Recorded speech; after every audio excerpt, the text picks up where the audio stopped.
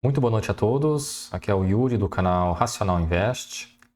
Hoje é sábado, dia 23 de maio de 2026, iniciando mais um vídeo de fechamento diário da carteira do canal.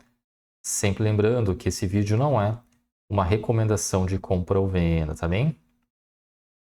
Então vamos iniciando aqui a análise do fechamento da sexta-feira, do dia de ontem, né, que foi o dia 22 de maio. Eu estou gravando o vídeo apenas hoje porque ontem era o meu aniversário, então aproveitei o dia aí para viajar, tá? Fui passear lá em Caxias do Sul, mas já retornei aqui para Santa Maria, cheguei faz algumas horas, então vou aproveitar aqui para gravar o vídeo de fechamento de ontem, tá? Para não deixar esse dia passar em branco aqui na evolução da carteira do canal, tá? Então, começando aqui com a análise do índice Bovespa, que fechou a sexta-feira em queda de 0,81%, cotado a 176.209 pontos. O índice, então, ele continua numa tendência de queda, tá? Rumo aí, né, em direção à média móvel de 200 períodos. Agora, analisando aqui os ativos que compõem a carteira aqui do canal, começando com o Banco do Brasil, que fechou o dia em alta, né, de 0,58%, cotado a R$ 20,94. Com a alta da sexta-feira, a média móvel de 9 períodos virou para cima, o que não acontecia desde, a gente olhar aqui no histórico, desde 1º de abril. A primeira vez, então, em mais de 50 dias, o Banco do Brasil consegue uma sequência de altas aí, suficiente para virar a média móvel de 9 períodos para cima, o que pode indicar o início aqui de uma retomada, né, de uma tendência de alta aqui. Vamos torcer para que isso se confirme. O meu preço médio aqui em Banco do Brasil está em R$ 23,83. Seguindo aqui com o Banrisul, fechou a sexta-feira em queda de 1,15%, cotada a R$ 14,65. Banrisul tinha virado a média móvel de 9 períodos para cima na quinta-feira, mas na sexta, com a queda, né, a média móvel de 9 períodos voltou a virar para baixo. Então o papel está numa situação de indefinição, até porque os preços estão brigando com a média móvel de 9 períodos e também com a média móvel de 200 períodos. Então é uma zona aí de briga, né, entre compradores e vendedores. A situação agora, por enquanto, indefinida aqui em Banrisul, tá? O meu preço médio está em R$ 14,14. Vamos seguindo aqui com o banco BMG, que fechou a sexta-feira em queda de 1,71%, cotado a R$ 5,17. Com a queda da sexta-feira, a média móvel de 9 períodos virou para baixo. Então, ele voltou a entrar numa tendência de queda aqui, embora, né, nos últimos dias o papel esteja bastante volátil aqui para cima e para baixo, né? A média móvel de 9 está oscilando para cima e para baixo. Então, por enquanto, uma situação aqui de indefinição. E o meu preço médio está em R$ 4,42. Seguindo aqui com o banco ABC Brasil, fechou a sexta em queda de 0,49%, cotado a R$ 24,38.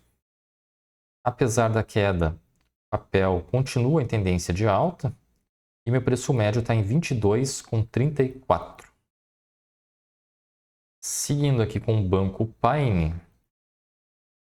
fechou a sexta em alta de 0,91%, cotado a R$ 14,47. O papel está numa tendência de alta e meu preço médio está em R$ 13,00 redondo. Vamos seguindo aqui com o Bradesco.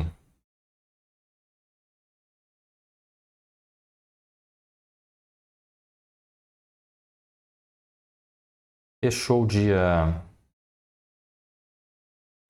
Fechou a sexta ali com uma queda, né, de 0,96%, cotado a R$ 15,42. Então o papel continua aqui numa tendência de queda e brigando, né, numa região aqui da média móvel de 9 e de 200 períodos. O meu preço médio está em R$ 16,92. Vamos seguindo aqui com o Banco Santander. Fechou a sexta em queda de 1,78%, cotado a R$ 27,10. O Banco Santander também, né, havia virado a média móvel de 9 para cima na quinta-feira, mas com a queda da sexta, a média móvel de 9 períodos voltou a virar para baixo, indicando aí, né, a continuidade da tendência de queda. O preço médio está em R$ 31,54. E o Banco Mercantil fechou a sexta em alta de 0,31%, cotado a R$ 74,80. O papel continua aqui numa tendência de alta e está testando aqui uma região de resistência justamente aqui em R$ 74,80, tá? O meu preço médio está em R$ 70,03.